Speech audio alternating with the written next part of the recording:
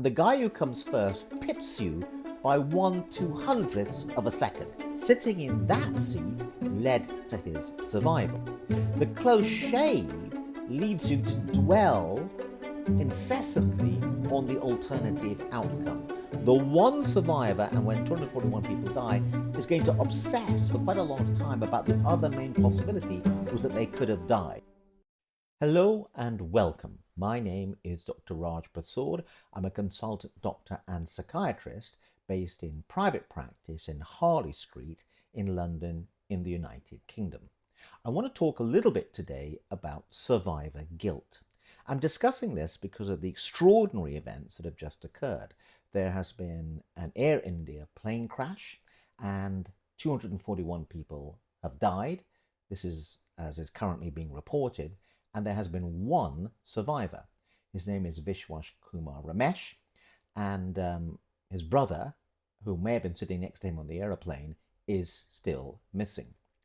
Our thoughts are obviously going to be with all the victims and the grieving relatives. This is a huge catastrophe and disaster, and also the plane landed in a crowded urban environment, and many people died as a result of the plane crash into the buildings in which the inhabitants were.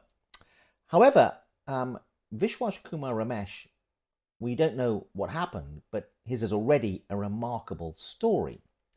What do we know of the psychiatry and psychology of what he will be going through psychologically?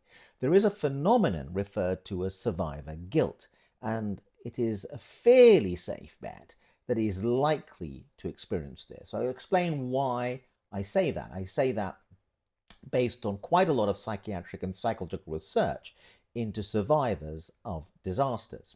But you don't have to survive an extraordinary disaster as this man has, and the statistics are really quite incredible. 241 people died, one survivor. You don't have to have survived an extraordinary event like this to be the victim of survivor guilt. Quite a common psychological experience, actually. So Sigmund Freud, Professor Sigmund Freud, the founder of psychoanalysis, himself talked about survivor guilt. He talked about it when his father died. So someone dying quite close to you can lead to the experience of survivor guilt.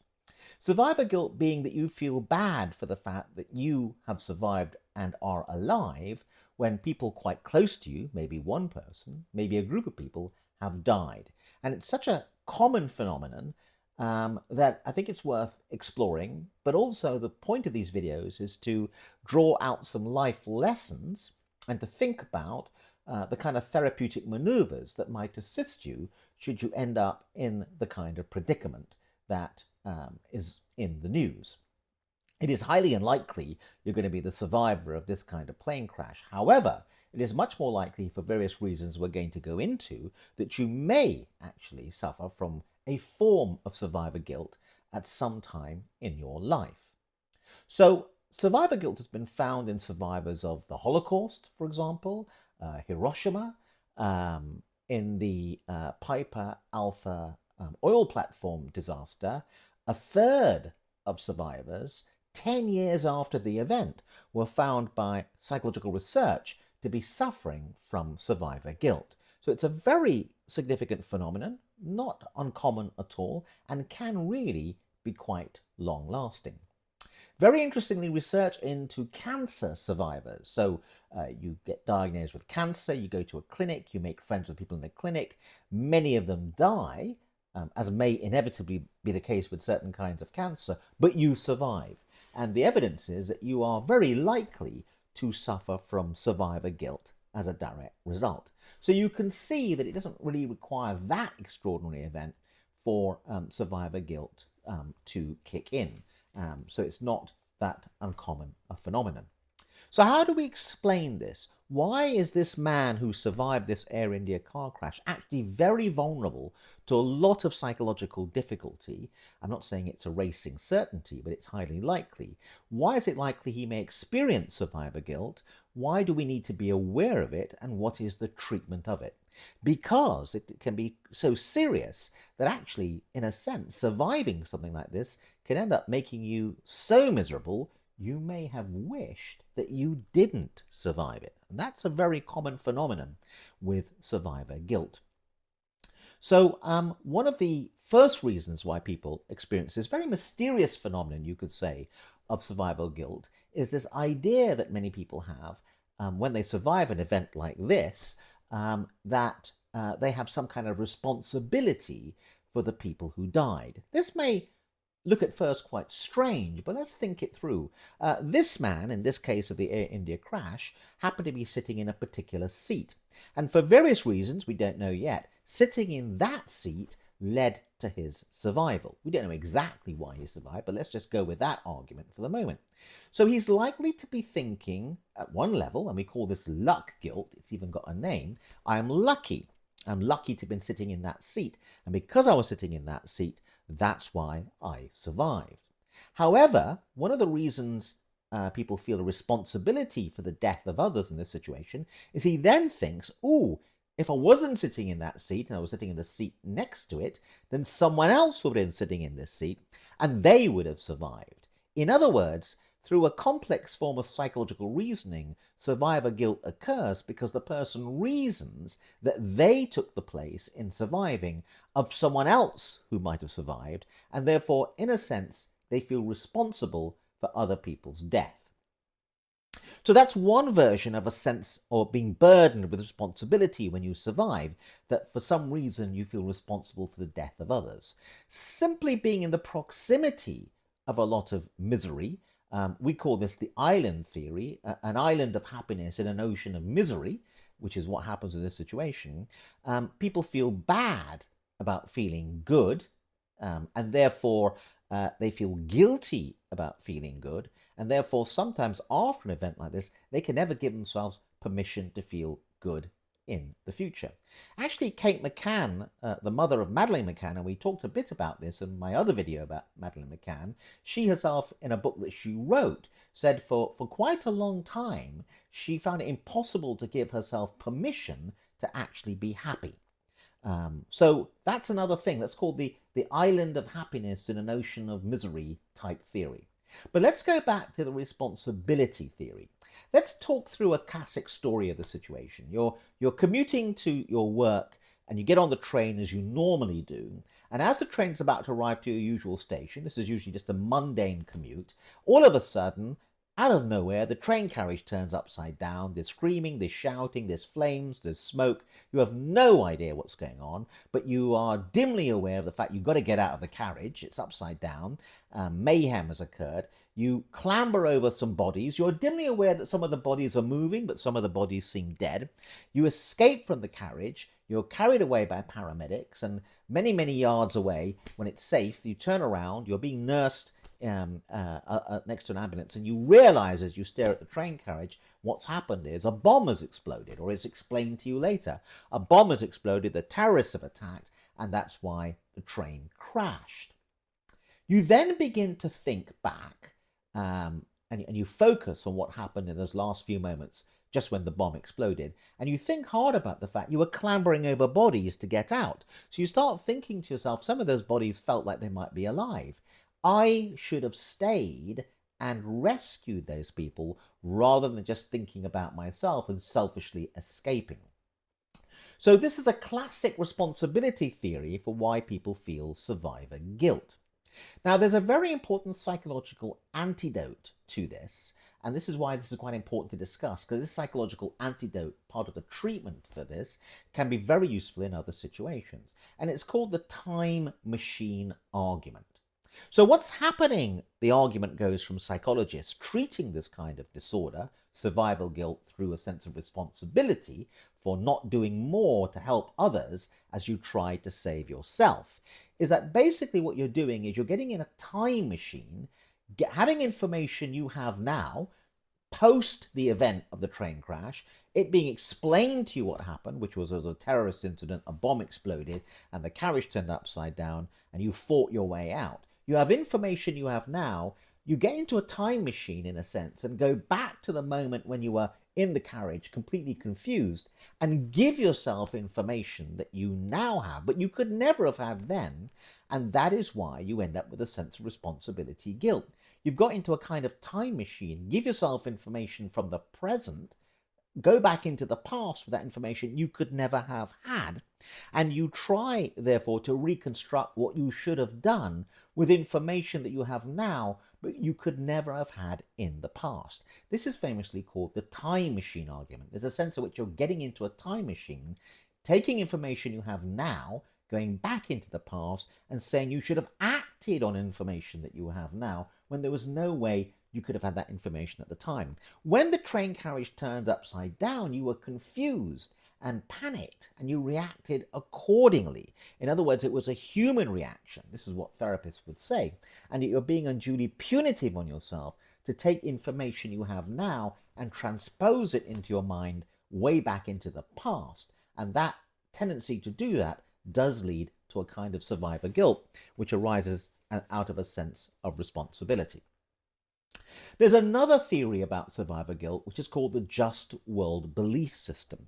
So we always operate, generally speaking, with a sense that the world must be just, the world must be ordered, the world must have reason behind it. You go to work every day, you work very hard because you have to believe in a just world hypothesis. The just world hypothesis says if you work hard, you will be deserving of more money, you will succeed in life. Okay, if you look after your wife or look after your husband, look after your children, just world beliefs say if you behave correctly and accordingly, you will be rewarded in some sense. Your children will turn out okay. Your husband and wife will look after you.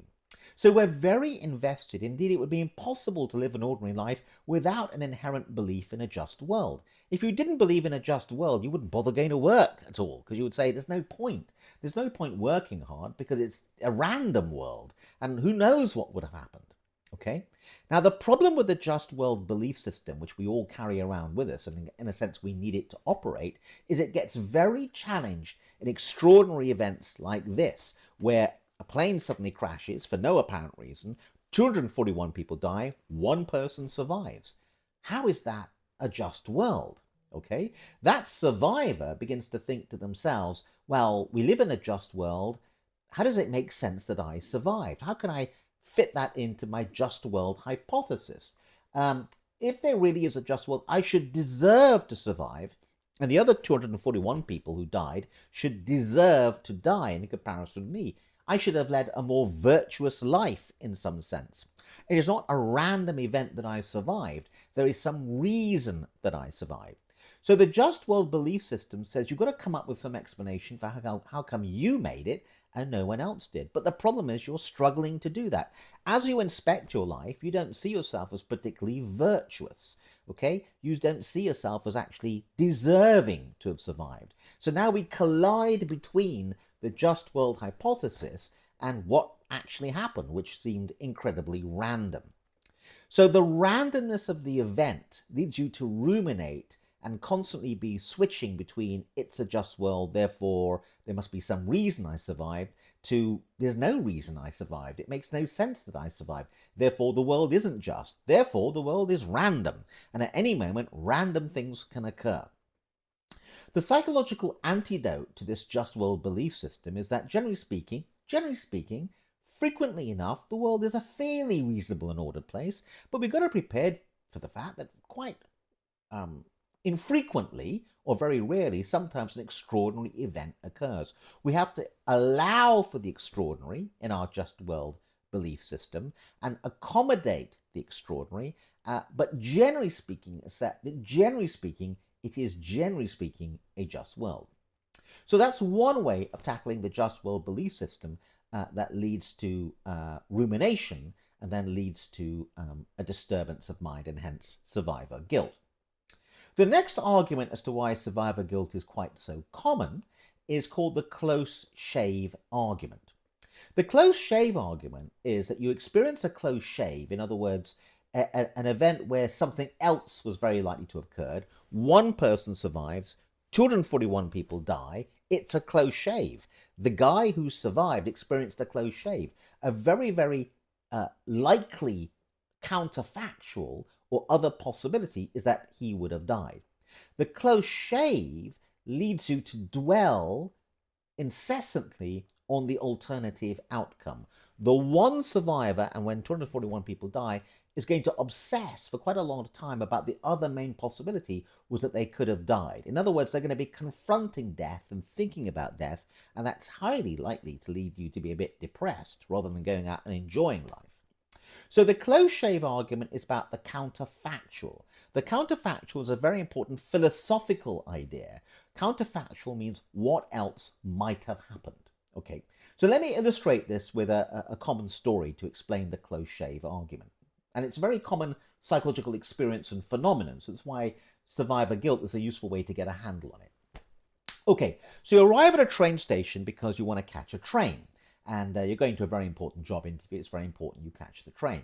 As you're paying for your train ticket at the kiosk desk, where the tickets are sold, you become dimly aware of the fact there's a train waiting on the platform.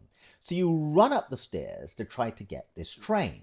You run across the platform, and as you think you're about to get on the train, the doors close in your face, the train goes down the railroad track, you've had a close shave, you nearly got on the train, but unfortunately you missed it, you have a half an hour wait for the next train.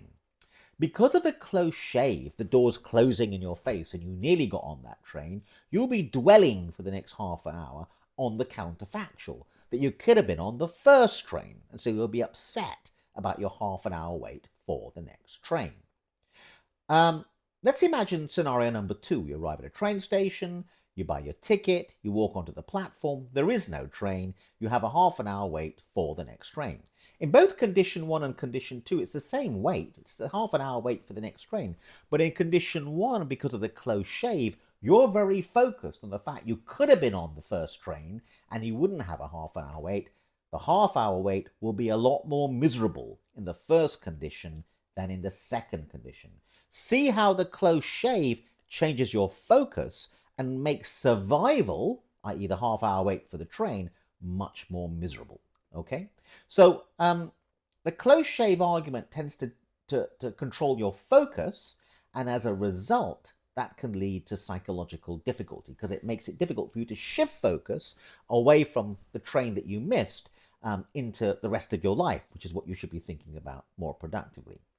Another way of thinking about this comes from elite athletics, and in fact research was done to this effect, which is imagine you're running a race, it's the 800 meters race in the Olympics, and the guy who comes first pips you by 1/200th of a second, and you come second, you get the silver medal.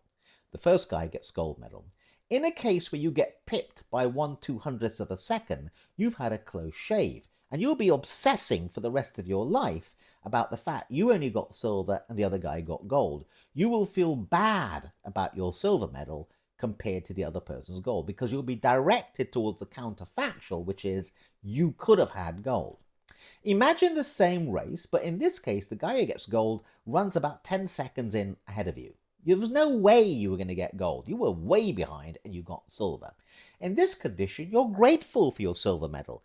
Notice it's the same gold and the same silver, but notice how differently you feel about the world because of the close shave experience. The close shave changes your focus, and that therefore changes your experience of the rest of your life.